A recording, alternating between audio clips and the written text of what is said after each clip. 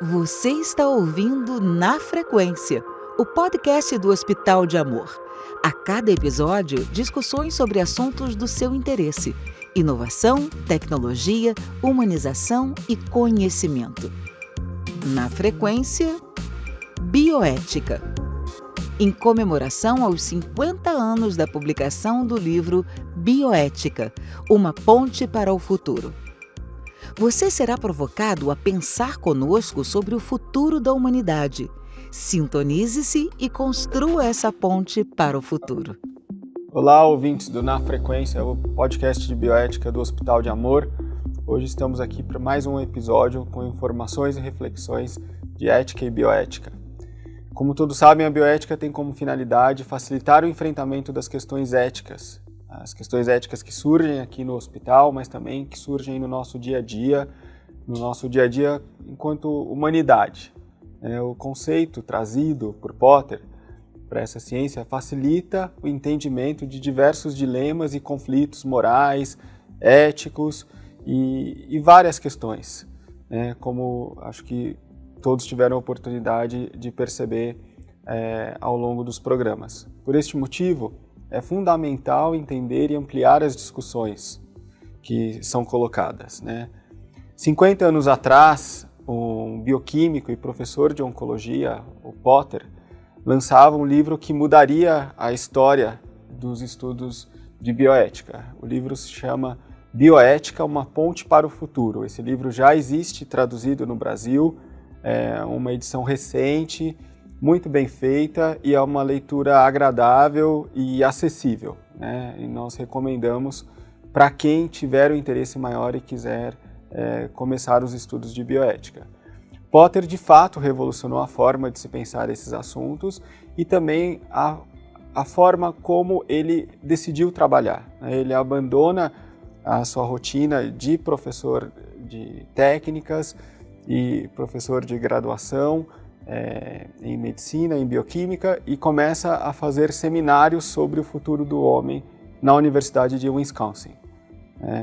Alguns textos iluminaram a visão que ele tinha sobre o assunto, mas a proposta foi realmente de chamar pessoas para uma reflexão e produzir conhecimento conjunto. Eu sou o Henrique Moraes Prata, ao meu lado eu tenho o médico de família Dr. Marcelo Gobo, e neste segundo episódio da série de bioética recebemos o médico intensivista do Hospital de Amor, Dr. Rodrigo Santos. O tema de hoje é o conceito de propósito, e estamos no segundo capítulo do Potter. O conceito que o Potter vai trazer no segundo capítulo em relação ao propósito está muito relacionado à questão da evolução. A gente tem no pensamento potteriano a questão de analisar os fenômenos biológicos e partir da base de observação do que é a biologia, a partir disso fazer uma ponte entre o que é a ciência biológica com as humanidades, com as ciências humanas, e fazer esse intercâmbio entre esses saberes e produzir novos conhecimentos, especialmente os conhecimentos que nos facilitem a como utilizar as informações, o que ele vai chamar de informações. E dentro desse ponto, o que Potter vai trazer no segundo capítulo é a questão da observação da evolução, sobre diversos aspectos. Ele vai discutir um pensador que é um teólogo, e esse pensador que ele vai discutir no segundo capítulo, que é Teilhard de Chardin, traz uma tentativa de unificar o que é o pensamento teológico com o pensamento científico. Ele que era jesuíta e que também trabalhava com a biologia como paleontólogo. E tem uma visão muito interessante em relação a qual o papel central do homem e qual o papel central da questão da divindade ou do divino em relação a isso, e como a teoria da evolução pode se unir a isso, a esse conceito. E por diversos períodos ao longo da história desde o pensamento dele, ele teve muitos contrapontos entre a visão de outros cientistas. Muitos cientistas que eram cristãos se afinizam com o pensamento dele, Mas muitos cientistas que não são cristãos ou que pensam de uma maneira diferente atacam essa visão da evolução sob a luz de Teilhard de Chardin. E o Potter, ele tenta fazer uma solução elegante entre não refutar esse pensamento e também mostrar a vulnerabilidade que existe nessa questão, quando ele vai pensar em questões centrais como a origem da vida e para onde a gente vai com essa vida, que é o tema central da bioética de Potter, para onde a gente vai, como a gente caminha em relação ao futuro. E esse é o nosso tema de hoje. Eu acho interessante trazer o quanto que o Potter, no seu trabalho, ele coloca o quanto que nós somos responsáveis hoje, no presente, pelos impactos daquilo que a gente decide em relação ao nosso futuro, né? E quando, né, eu fui chamado para estar participando aqui, que é um prazer, esse conceito de propósito, e eu fiquei tentando imaginar como que eu encaixo isso no meu dia a dia, no meu trabalho, né, no hospital, e eu achei interessante que propósito, né, o propósito do ser humano, a busca pelo nosso propósito, na verdade, talvez seja a maneira como a gente queira ser lembrado, né, ao longo da nossa vida. E tem tudo a ver com o que eu trabalho, tem tudo a ver com aquilo que eu faço no dia a dia com os pacientes, e saindo um pouco da teoria do que o Potter coloca, mas intrinsecamente ligado, o quanto que é importante a gente estar em busca desse legado, investigando e tendo a curiosidade. Acho que o princípio também da pesquisa ou mesmo do conhecimento é você ser curioso, é você ser uma pessoa questionadora. Eu acho que o Potter traz dentro desse pensamento o quanto que essas ações que ele coloca inicialmente, até do homem em relação à maneira como ele explora a natureza ou interage, pode ter reflexo na questão daquilo que vai acontecer com as futuras gerações, uma preocupação, né, de como vai ser essa interação entre o homem e as futuras gerações, e é uma preocupação que ele tem em relação com essa questão do legado, né? Eu acho que tem tudo intrinsecamente ligado ao assunto, então acho que é uma discussão enorme que a gente tem para conversar hoje, é muito interessante o quanto que os assuntos vão se interligando. Do ponto de vista, falando até, às vezes eu estou aqui com a minha formação jurídica, às vezes filosófica, né? Do ponto de vista jurídico, as reflexões sobre o direito das gerações futuras são muito fortes, sobretudo quando nós pensamos em meio ambiente, conservação, né? Uso adequado de recursos naturais, e é um ponto que, em razão dos últimos 100 anos, se nós pegarmos desde a Revolução Industrial até hoje, não é muito aceito, né? Essa percepção da minha transitoriedade, né? E que, na verdade, eu tenho que garantir, não só a minha, mas garantir que outras gerações tenham acesso ao mundo, né? Às fontes de recursos naturais, a uma qualidade de vida enquanto espécie, né? Seja de ar, água, alimentos. Então isso é cada vez mais presente, e também numa agenda global, se nós pensarmos em organismos internacionais, em alguns outros mercados, como a União Europeia, também em documentos internacionais, isso é cada vez mais uma cláusula pétrea, né, que é inegociável. Você, de fato, ter um olhar para além do momento presente e um olhar de legado e garantia. E mais do que isso, hoje em dia também em questões de carbono se coloca muito alguma reconstituição, né, para momentos anteriores. Então nós partimos não só do que existe hoje, mas de padrões, né, de ambiente saudável de anos atrás. Então é extremamente importante. E falando aqui de um ponto de vista técnico, jurídico, mas em reflexões filosóficas, isso ganha outros contornos, né, e uma importância ainda maior. Né? Talvez o conflito nasça da noção de transitoriedade que não é muito aceitável para a gente, né? Enquanto, em termos individuais, a gente tem uma sensação de que a gente é permanente e de que a gente tem o direito pleno de poder exercer a nossa capacidade, a nossa potência e utilizar todo o recurso que a gente tem, né? Mas a grande verdade é que a gente é transitório. Enquanto humanidade, talvez a gente seja menos transitório do que enquanto indivíduos. Mas a gente só consegue existir enquanto humanidade se a gente abre mão da nossa noção de intransitoriedade individual. E ele traz isso para a gente no livro em diversos pontos. E a gente só consegue pensar na sobrevivência da espécie se a gente abre mão de pensar na sobrevivência do indivíduo ou talvez do aproveitamento máximo do indivíduo. A gente não constrói legado humano se a gente pensa em construir unicamente legado individual.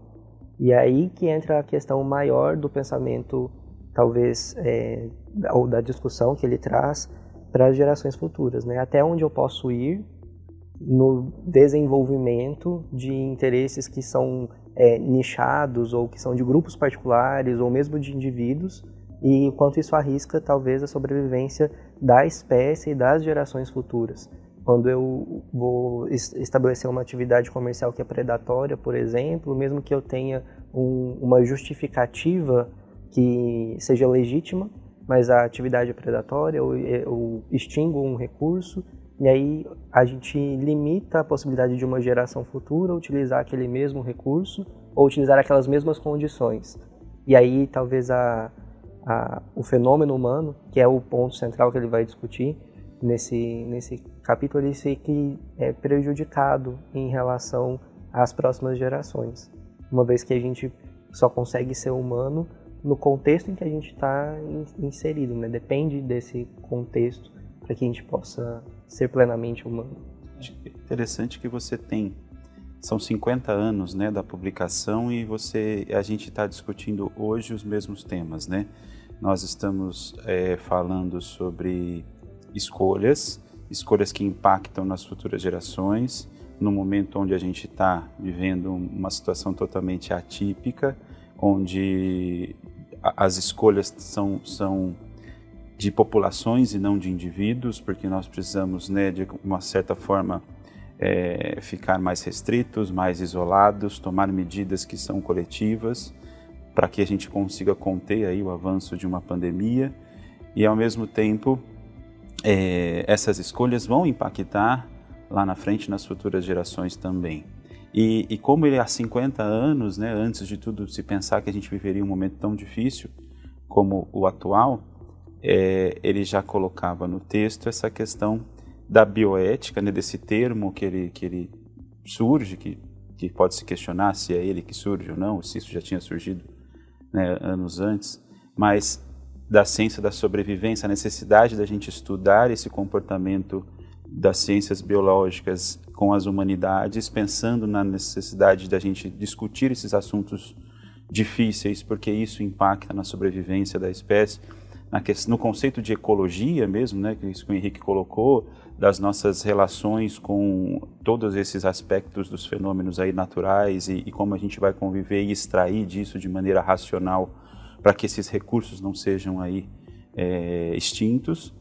E a gente está num momento hoje trazendo uma discussão também que é global, de como que a gente consegue se articular para que a gente consiga se manter vivo, né? Para a gente sobreviver a essa pandemia, sobreviver a essa situação difícil.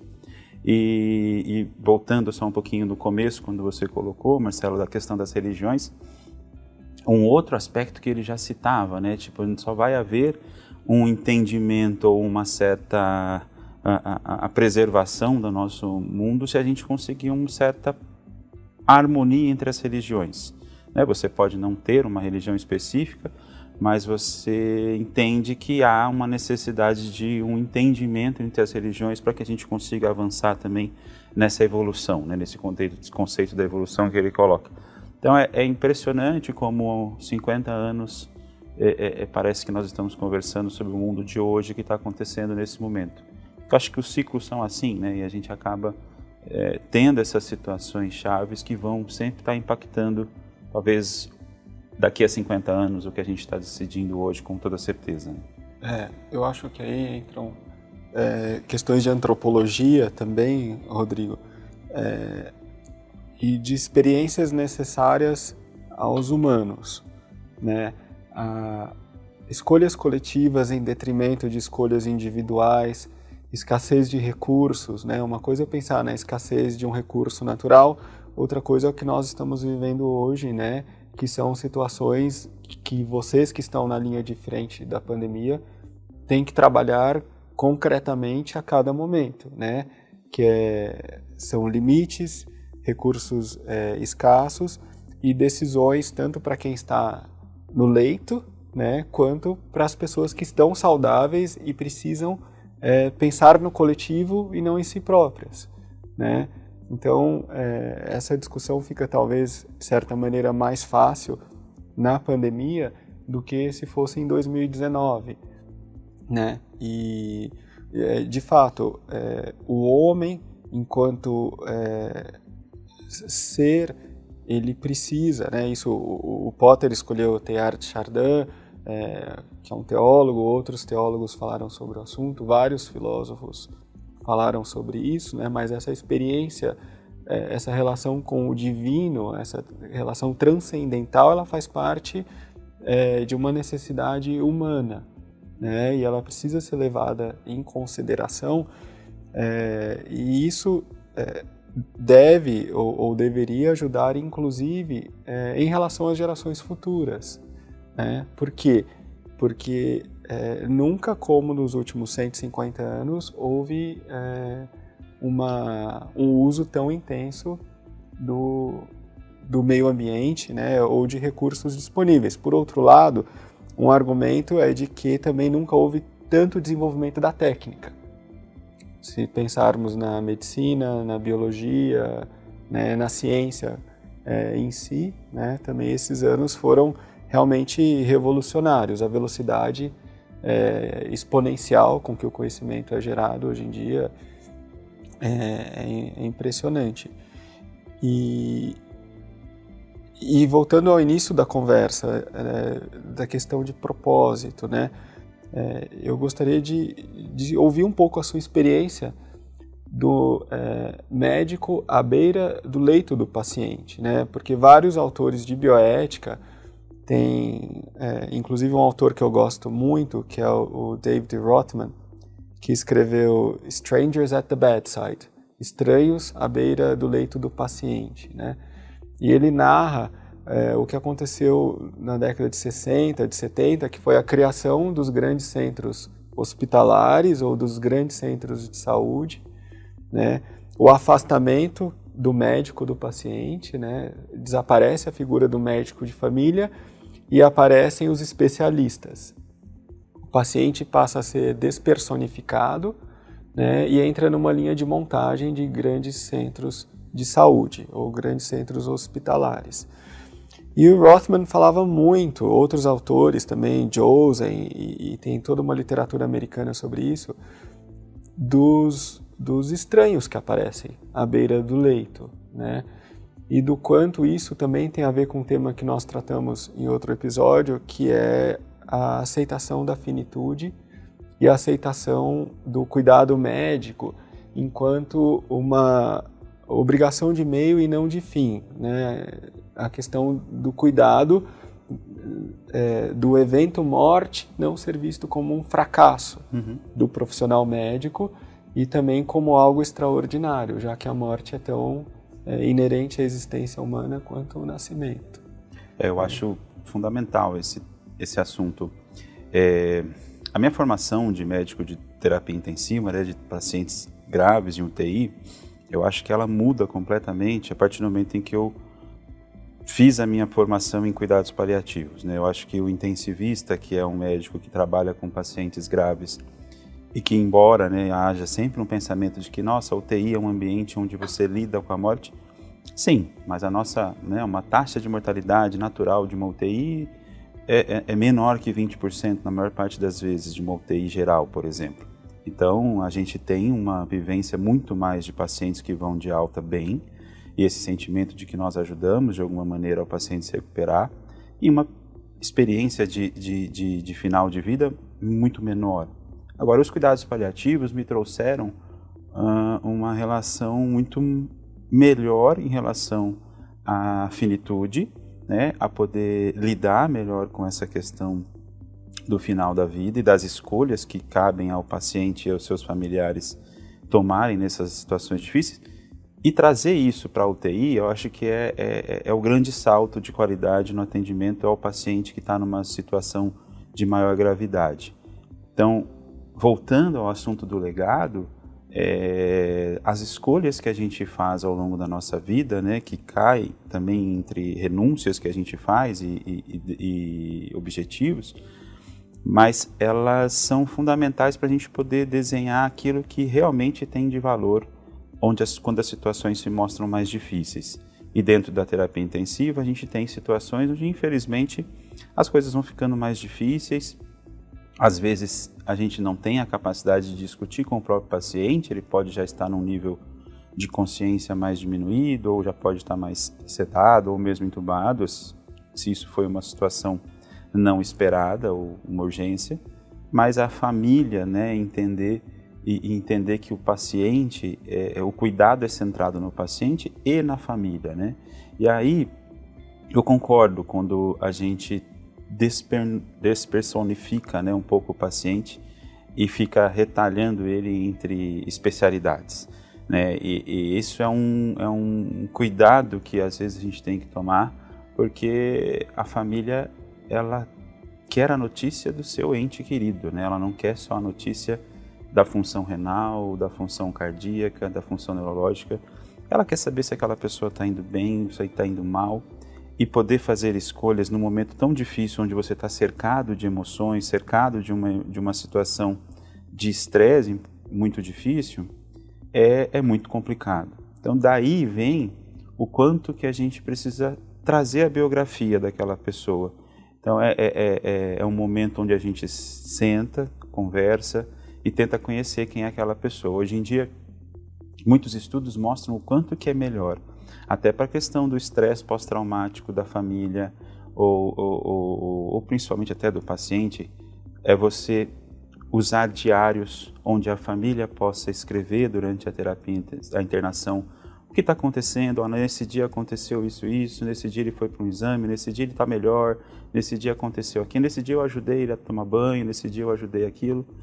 E a gente poder trazer para o cenário da UTI, muitas vezes, fotos, conhecimentos daquilo que ele gostava, qual era o hobby, qual era o livro, qual era a música que ele ouvia.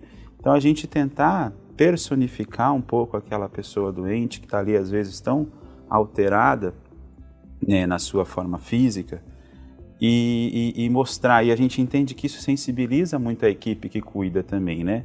À medida em que você consegue personificar que ali existe uma pessoa que tem uma história, que tem uma família, que tinha um hábito, que tinha uma profissão, que tinha gostos, né, que tinha sonhos, que construiu uma história, e isso acho que é fundamental.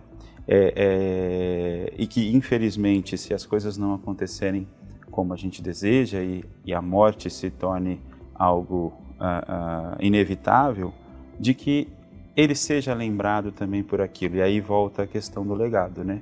Como é que o conceito do propósito, né? A maneira, talvez, como eu queira ser lembrado ao longo da minha vida. Eu acho que o propósito seria isso, né? Tentando fechar com o que a gente começou conversando, trazendo para essa experiência da beira-leito, eu acho que é isso que é o que me motiva a trabalhar em UTI.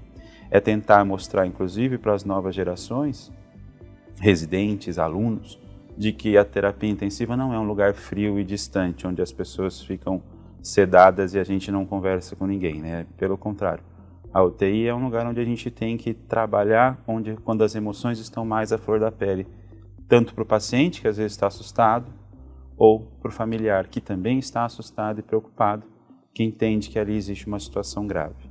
Nesse sentido. É interessante a gente pensar que isso que vocês acabaram de dizer tem relação direta com essa questão da evolução da técnica nos últimos 50 anos. A gente ainda continua o mesmo humano, né? Mas a técnica não. E aí a gente passa a notícia, a gente vive aquela experiência com o avançar da técnica, né? Então, a cardiologia, a pneumologia, a medicina intensiva, mas o indivíduo, né, o humano por trás daquela experiência ainda é o mesmo humano, que a gente está mais próximo, inclusive, do humano do Egito Antigo, que não tinha nada disso, do que de qualquer outro ponto de referência da história enquanto humanidade, né? Do que o nosso ancestral primitivo primeiro lá. E a gente fica vivendo hoje com essa quantidade grande de conhecimento, mas com as mesmas experiências de sempre, né?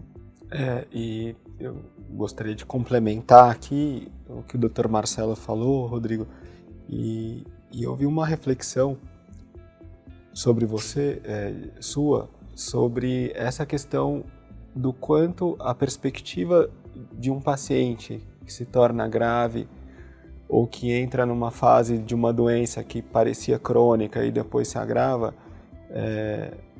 da invencibilidade da técnica, né? Porque hoje em dia também o acesso à informação é muito grande, né? Nós temos o Dr. Google, que traz um desafio enorme para os médicos ou para toda a equipe de cuidado em saúde, né? Isso gera a possibilidade de um entendimento maior de algumas questões, mas o uso na prática ele é desafiador, para ficar aqui com um termo mais neutro, né? Então, a questão do desenvolvimento científico, invencibilidade da técnica, ela esbarra também em questões jurídicas, né? O direito, ele sempre vai atrás. Quando a gente coloca numa discussão de bioética, o pessoal da assistência, o pessoal com formação jurídica, o direito, as regulações, elas sempre correm atrás do desenvolvimento da técnica. E o Dr. Google complica tudo atualmente, né? E aí tem um ponto que eu gostaria de te ouvir concretamente, tem a ver com o que nós estamos vivendo, que há 52 anos, né, foi publicado o relatório sobre o que é o conceito de morte, né? E houve uma alteração do conceito de morte, que na época se dizia necessária ou se tornou necessária em razão do desenvolvimento dos ventiladores, que hoje em dia todo mundo fala tanto, né, dos ventiladores mecânicos, e isso teria sido a justificativa para o desenvolvimento de um novo conceito de morte. Mas em 2018 foi muito significativo que no encontro de bioética de Harvard eles tenham ligado dois temas que até então eles nunca tinham ligado, que é o desenvolvimento dos transplantes cardíacos ao desenvolvimento de um novo conceito de morte, né? Hoje em dia existe até uma revisão, toda uma discussão em cima disso, mas os transplantes trouxeram, talvez mais do que qualquer outra, e um transplante cardíaco, né? Mais do que qualquer outro desenvolvimento, essa visão de que realmente a técnica ela trazia esperanças quase infinitas para os pacientes. Num paciente que passou por vários momentos de um tratamento, quando existem ainda outras medidas que podem ser propostas, medidas mais invasivas, ou mesmo a ida para uma UTI, né, ou para uma SEMI, como fica a sua reflexão, ou como você consegue ajudar numa reflexão maior o paciente a dar um propósito de vida, né, e não um propósito de uma trajetória no tratamento ao agravamento de uma situação, né? E como você comunica os limites da técnica no seu dia a dia? Acho que é uma dificuldade diária essa, né? A gente tem uma dificuldade, até eu acredito que por uma falha da própria graduação, da gente falar sobre a morte, né? Eu acho que isso vem desde a questão mesmo do quanto é um tema difícil e pouco trabalhado na própria formação do médico, do residente inclusive. E aí isso acaba repercutindo no dia a dia. Eu falo que discutir alguns temas técnicos, né, algumas doenças específicas como infarto, como AVC, é muito atraente para o aluno, para o médico recém-formado, mas conversar sobre a morte ou falar sobre as dificuldades de se comunicar nessas situações mais difíceis não é um tema muito sedutor. E até porque isso mexe com as próprias emoções e como que aquela pessoa lida com a própria finitude, com a própria morte. Eu acho que a gente tem uma dificuldade natural e isso vai refletir então nas escolhas que a gente faz, não só para nós, mas para os nossos entes queridos. O Dr. Google realmente é um problema, é um fator realmente que nos atrapalha muito, porque ele vem, né, com todas as suas evidências ou falta de evidências, na maior parte das vezes, atropelando um pouco as decisões. Mas eu acho que a chave para essa resposta é a comunicação mesmo. Uma comunicação bem feita de maneira bem precoce, bem inicial, talvez seja a saída para a gente evitar conflitos. Eu sempre proponho que a gente tenha uma conversa muito franca e muito clara desde o início da internação do paciente ou desde o primeiro momento quando eu estou conhecendo ele, entendo que já existe uma situação mais alarmante ou mais grave ou com potencial de complicar, para que a gente entenda a situação que nós estamos vivendo e o que pode acontecer no futuro. E que a gente possa estabelecer o plano A, que seja o plano de melhora, o plano de sucesso, se assim pode se chamar, mas que a gente tenha um plano B, caso as coisas não aconteçam, né? Porque isso me ajuda, inclusive, a lidar, às vezes, com questões religiosas, espirituais, né? De uma cura pela crença, por algo maior que a gente não consegue explicar, o famoso milagre. Então, eu posso sim alimentar essa esperança, eu devo, na verdade, alimentar essa esperança, eu não questiono a fé e nem tenho essa ousadia de querer fazer isso, mas eu posso sim me preparar para o pior, né? A história da gente torcer pelo melhor e se preparar pelo pior. Eu acho que esse pensamento nos ajuda muito na construção de uma decisão mais difícil quando as coisas ficam mais complicadas.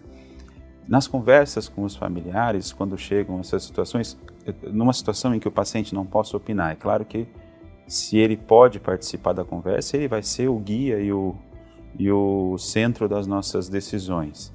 Mas muitas vezes ele é privado dessas decisões por já estar numa situação incapaz de escolher. Mas se eu tenho possibilidade de ter conhecido esse paciente numa fase onde ele esteja ainda capaz de tomar suas decisões, com certeza ele vai ser o procurador, o seu próprio procurador de tomada de decisões. Mas num contexto, infelizmente, não é o que mais acontece. A gente já acaba chegando na UTI, por exemplo, numa situação onde ele já está muito debilitado e quem vai tomar as decisões são seus filhos, sua esposa, sua família. E nessa situação, a gente tenta trazer a família para se colocar no lugar daquela pessoa, para que ela possa entender, se aquela pessoa estivesse participando da conversa, como que ela gostaria de ser ouvida e como é que ela poderia explicar e escolher. É sempre muito constrangedor ou doloroso a gente fazer esse exercício, porque muitas vezes a gente ouve, não, mas se fosse comigo, eu já sabia que eu não ia querer. Eu já sei o que eu não quero, eu já sei isso, eu já sei aquilo. Mas ele nunca me disse nada, então eu não... E a gente sempre parte do pressuposto, infelizmente, de que quando a pessoa não escolhe nada é porque ela merece ser submetida a todos os procedimentos que existem. E a gente tenta desconstruir essa narrativa de que não, se a pessoa não escolheu, a gente vai então tentar escolher por ela. E a gente está ali para construir juntos, né? Um processo de decisão compartilhada. Eu acho que o mais difícil de explicar para as gerações, eu falo das novas, porque acho que as antigas, infelizmente, a gente não tem mais essa capacidade de desconstruir. Não tinha essa visão de compartilhar decisões e sim de tomar decisões por elas. Mas eu tento colocar isso, que a gente está ali para construir junto aquilo que vai trazer. E ao final de todo esse processo, que é muito difícil, a gente sempre trazer a pergunta: isso que a gente decidiu, isso que a gente está construindo, te deixa não totalmente em paz, mas vai te deixar com a sensação de que você está fazendo o melhor e que você vai depois da sua fase de luto, de trabalhar essa perda, estar com a consciência de que você fez o que seu coração aí, ou sua razão permitiu que fosse feito, porque não dá para depois ficar com uma sensação de um remorso ou de um luto complicado baseado numa decisão que foi mal definida, né? Então é um processo difícil, é um processo que não é feito num dia, numa conversa, isso é construído ao longo do tempo de uma internação. Mas o mais importante é que isso seja precoce, que a gente não deixe para tomar decisões tão difíceis nos últimos momentos, que aí realmente as decisões geralmente são a chance de a gente errar e prolongar uma situação de sofrimento vai ser muito maior se a gente tiver que tomar uma decisão numa situação de extrema urgência. Isso é muito complicado. Rodrigo, uma equipe de cuidados paliativos, ela é acostumada a encarar o cuidar como a realização da sua atividade, né, e enxerga diferentemente os meios, né, e tem uma abordagem muito positiva, né, do que é o cuidar, do que é bem cuidar, estar atento, né, ao paciente. Como transmitir isso, né, como propósito a um profissional de saúde que não é de cuidados paliativos, né? Como desprogramar a cabeça dessa pessoa que mesmo antes de entrar na faculdade, depois numa graduação, ela é confirmada a todo momento, ela é formatada para fazer com que as pessoas que não sejam de equipe multi ou de equipe de cuidados paliativos também tenham uma visão mais positiva ou valorizem mais o cuidado, independentemente do resultado. Acho que esse é o desafio de todo paliativista, né? Todo paliativista entende que o trabalho dele é de formiguinha. E a gente vai continuar com esse trabalho de formiguinha, porque a impressão que eu tenho é que a gente está crescendo, que as formigas estão se espalhando, né? A gente está... as graduações estão cada vez mais inserindo esse tema na sua formação, cada vez mais faculdades têm as suas próprias ligas de cuidados paliativos, que têm, né, alunos que vão ter essa vontade de conhecer mais esse assunto. Eu trabalho aqui junto à residência de clínica médica da Santa Casa de Barretos, e a gente já vê nos próprios residentes uma vontade de querer saber mais sobre o assunto.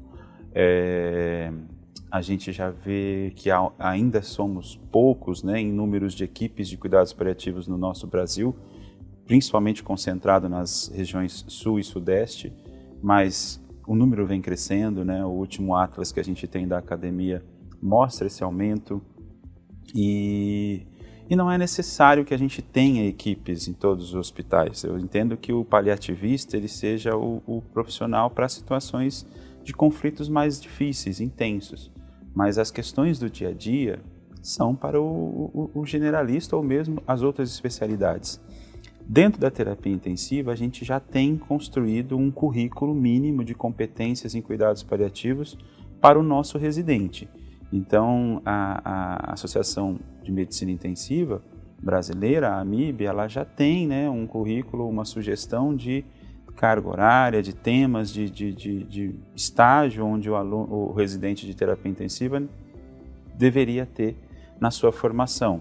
Os nossos residentes aqui, né, do Hospital de Amor de Terapia Intensiva, passam, né, por uma carga horária também, tanto lá no Hospital São Judas, quanto em outras inserções ao longo da sua formação. Acho que a ideia é a gente estar plantando pequenas sementes de cuidados paliativos nas diversas especialidades.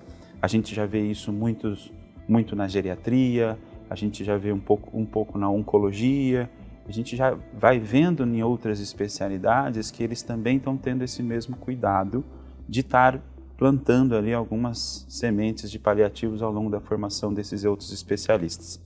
Claro que a gente está longe, né? Se a gente pensar que as principais causas de morte no mundo são as doenças cardiovasculares, a gente ainda precisa inserir isso, por exemplo, na cardiologia um pouco mais, na pneumologia, nos pacientes pneumopatas graves, mas de todo modo, eu acho que a gente está num caminho de melhoria.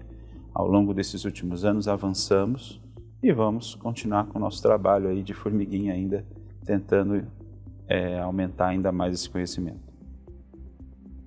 É uma questão curiosa esse paradigma, né? O paradigma do cuidado. Isso não parece contraditório, né? Você pensar que você vai ser um profissional da saúde e você tem que vencer a ideia de que, na verdade, você serve para cuidar, né? E ao longo da formação, a gente não é ensinado isso até que você vai para a prática e se vê em cenários reais em que muitas vezes aquela crença de que a técnica vai te salvar ou que vai salvar a vida, ela não é real, é uma crença. Você está ali diante de muito sofrimento e aí você vai precisar aprender a lidar com esse sofrimento, com as expectativas que são impostas em relação a isso e que seu legado profissional ele não é o legado da cura, é o legado do cuidado e da experiência, né, da fragilidade que vai ser imposta. Isso nasce para a gente há pouco tempo com essa questão da transformação que o próprio Potter propõe, que é trazer para dentro do conhecimento biológico aquilo que é da ciência humana, né? Aquilo que é fazer essa união. Então, se eu penso além de um conjunto de células que é minimamente viável, que produz sistemas e tecidos e que eles funcionam muito bem, quando eu extrapolo para isso, eu coloco a experiência de ser humano, a condição, né, a condição humana, e eu vou trazendo para isso, para o cuidado, para o cenário do cuidado, essa necessidade de se pensar na condição humana, isso vai ficando muito claro, de que é evidente e é muito necessário se pensar que a gente está para o cuidado, né, dentro da saúde, assim como a água está para a planta que vai germinar a partir da semente, né?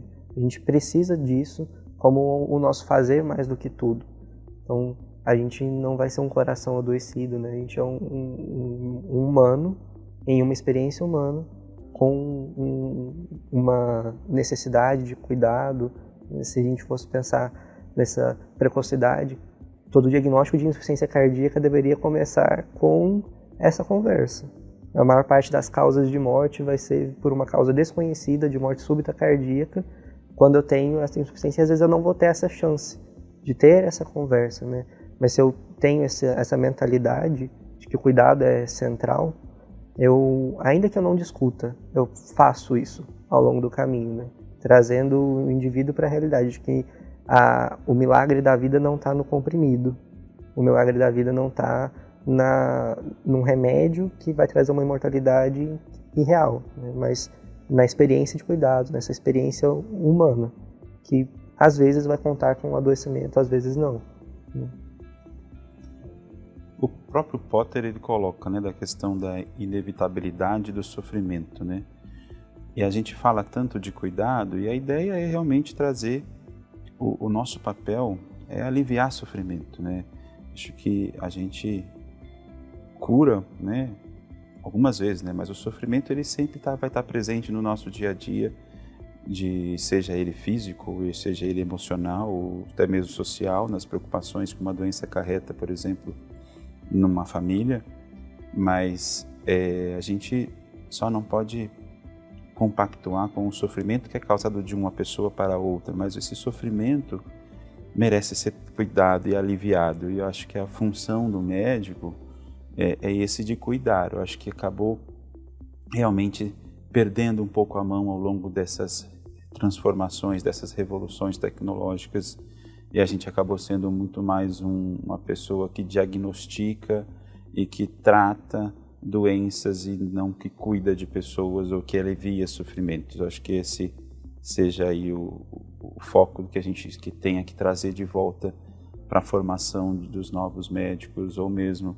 para as discussões de cuidado, né? Aliviar o sofrimento é para o paciente um resultado imediato mais importante, e claro que ele quer ter a sua doença curada num segundo ponto, mas antes de tudo, tira a minha dor e depois a gente senta, conversa e eu te passo mais outras informações do que está acontecendo.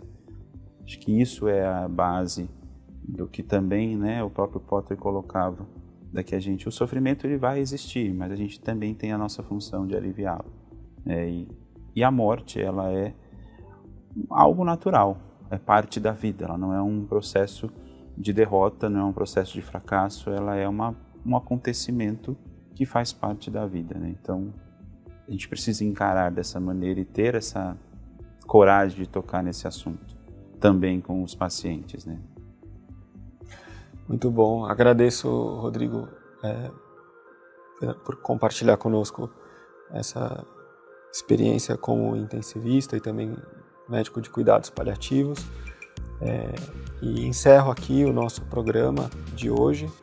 Como vocês perceberam, este assunto rende muito conteúdo importante, as reflexões são muitas, né? Eu tenho a certeza que os ouvintes também aproveitaram e ganharam novos horizontes depois das discussões desse podcast. Agradeço a presença do Dr. Rodrigo Santos e foi muito esclarecedor e muito proveitosa a nossa conversa. E aproveito para convidar você a acompanhar o nosso próximo programa. Até logo e esperamos vocês. Você ouviu Na Frequência, o podcast do Hospital de Amor. Obrigado por estar conosco e construir essa ponte para o futuro. Sua doação nos ajuda a compartilhar conhecimento e salvar vidas. Entre nessa sintonia. Acesse hospitaldeamor.com.br/doe e faça a sua doação.